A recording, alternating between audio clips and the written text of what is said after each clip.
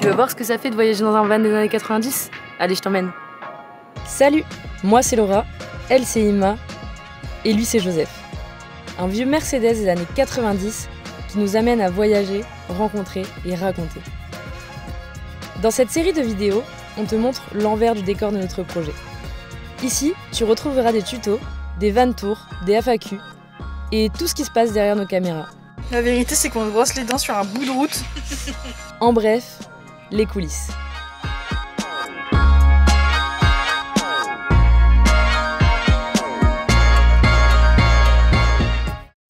Moi c'est Laura et ça fait 1 an qu'on voyage avec Joseph et Ima qui me cadre juste ici. Salut! Donc ça c'est le petit van dans lequel on vit depuis bientôt 1 an avec Ima. Ce qu'il faut savoir c'est que ce van est aménagé d'origine de 94 mais on lui a apporté plein d'améliorations et surtout on l'a rénové parce que quand on l'a eu il était vraiment dans son jus. D'ailleurs il y a une vidéo juste là qui parle de toute la rénovation qu'on a pu lui faire si ça vous intéresse. Ici on a une table qui est assez pratique pour travailler. Plein de fenêtres, ça c'était dans nos critères, on voulait plein de fenêtres pour pouvoir voir tout ce qui se passe. Donc ce salon se transforme en lit, on peut faire un grand lit qui est à peu près jusque là. On peut également le mettre en sofa quand on a un peu la flemme de tout remettre parce qu'en vrai ça prend du temps et c'est vrai qu'on le fait pas tous les jours. C'est ici qu'on passe le plus clair de notre temps à travailler quand il pleut, à manger, à partager des bons repas avec des copains quand on invite des gens parce qu'on a la chance de pouvoir inviter un petit peu. Ça c'est pour l'espace donc nuit et où est-ce qu'on passe le plus de notre temps. Donc on a quand même beaucoup de chance parce que malgré ce petit espace on a beaucoup de rangements partout. Et ça c'est vrai que c'est un plus, je pense qu'il est plutôt bien conçu par rapport en tout cas à l'année qu'il a été construit. Ici on a une très grande capucine dans laquelle on peut ranger plein de choses, les tables, tout le bazar qu'on peut accumuler, les outils, etc.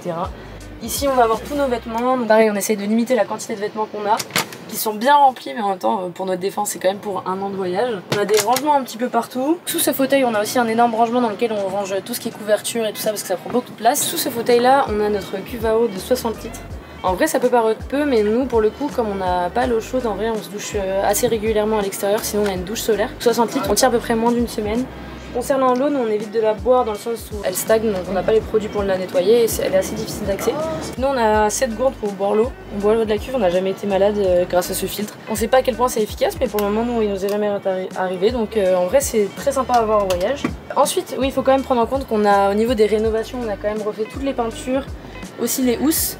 On a aussi refait le sol, on a fait le choix d'un lino imitation parquet. En vrai on trouve qu'il s'accorde vraiment bien avec la table et le plan de travail qu'on a refait également. Quelque chose d'important pour nous, on tient debout dedans. Bon après on n'est pas très grande mais ça faisait partie d'un des critères principaux. On sait que quand on vit à l'année on peut se taper des semaines de pluie et j'avoue qu'on voulait vraiment tenir debout. En autre critère on avait quand même aussi le lit fixe. Malheureusement on n'a pas trouvé mais on est quand même assez contente parce que le van est quand même relativement petit, on fait que 5 mètres en longueur. Par contre c'est vrai qu'en hauteur on est à 2,40 m donc finalement on passe nulle part en termes de tout ce qui est barre de sécurité. Si on devait rechoisir on prendrait sûrement un van plus haut avec une capucine mais c'est vrai que la longueur au final on se rend compte qu'on passe partout, pour tout ce qui est ferry et tout ça on paye moins cher parce qu'on n'est pas très long. Eux ils considèrent pas la hauteur donc c'est vrai que c'est un point de vue qu'on n'avait pas du tout mais c'est à prendre en compte pour l'achat d'un van je pense. Pareil dans nos critères on voulait vraiment avoir plein de fenêtres. Il y a quand même la contrainte de l'hiver, c'est vrai que nous dès que les températures sont négatives en vrai on a quand même bien froid même si on a un chauffage. On a un trauma en chauffage mais on l'allume très peu parce qu'on a, ça on va le montrer après mais on a très peu de gaz, on a que des petites bouteilles. On favorise les gros pulls, les plaids, on a aussi un duvet, ça c'est une bonne chose à avoir. Si vous voulez pas dépenser trop en chauffage, avoir toujours un duvet. En vrai dès que les températures se font froides c'est trop agréable, ça change la vie et pas besoin d'allumer le chauffage toute la nuit donc c'est quand même cool. Pour revenir donc à l'espace cuisine, on voulait absolument un grand plan de travail pour pouvoir faire des bons repas parce qu'on adore cuisiner. C'est assez rare je trouve de voir ce genre d'espace dans des petits vans comme ça. Sur la longueur on a plein de placards de rangement, là on met tous nos ustensiles de cuisine, un peu le bazar, enfin plein de choses. Côté cuisine on a cet évier avec les plaques de cuisson qui sont d'origine. Donc ça passe pas un nouveau contrôle ASP je pense, mais en tout cas on aime trop. Il y a vraiment un style vintage, c'est fait en émail et tout, on adore, on trouve ça trop joli. On a aussi la planche à découper quand même. On a aussi cette planche à découper qu'on a faite sur mesure après notre premier voyage parce qu'on s'est rendu compte que c'était la galère, il n'y avait rien ici de base. Et c'est vrai que c'est chiant, là on peut stocker des trucs et en fait ça nous sert à fermer et pouvoir avoir plus d'espace et aussi une planche à découper, donc 2 en 1, c'est trop pratique. On a également le fameux classique ensemble d'épices qu'on se trimballe pendant tout le voyage, les petites épices qu'on trouve un peu sur la route, des tagines du Maroc, ce genre de choses.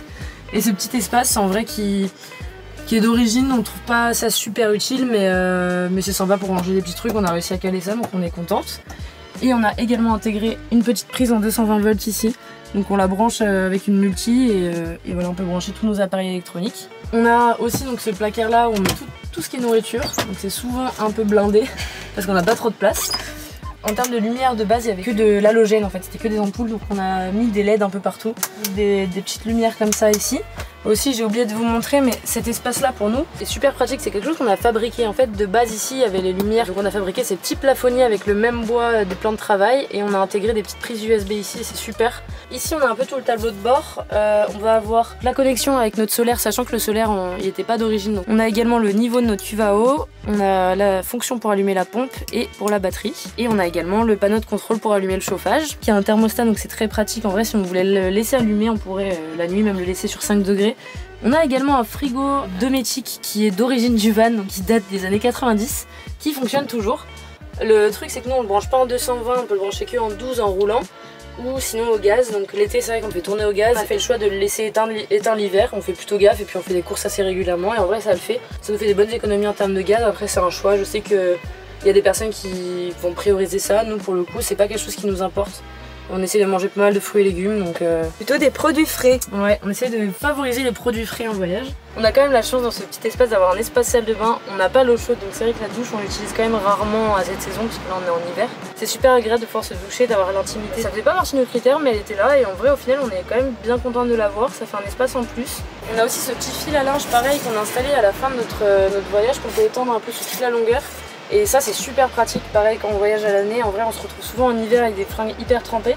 Et avoir un espace pour éteindre le linge c'est hyper important pour nous. Ici on peut accrocher un peu toutes nos affaires de salle de bain, linge sale, etc. On a installé ces petits filets. On a un grand miroir aussi pareil d'origine, on a des rangements ici. Et là on va voir tout ce qui est placard. On a ici le placard où on va avoir nos petites bouteilles de gaz, donc c'est celle qu'on disait. On a quand même la place d'en mettre deux, donc de faire une rotation, donc c'est assez cool.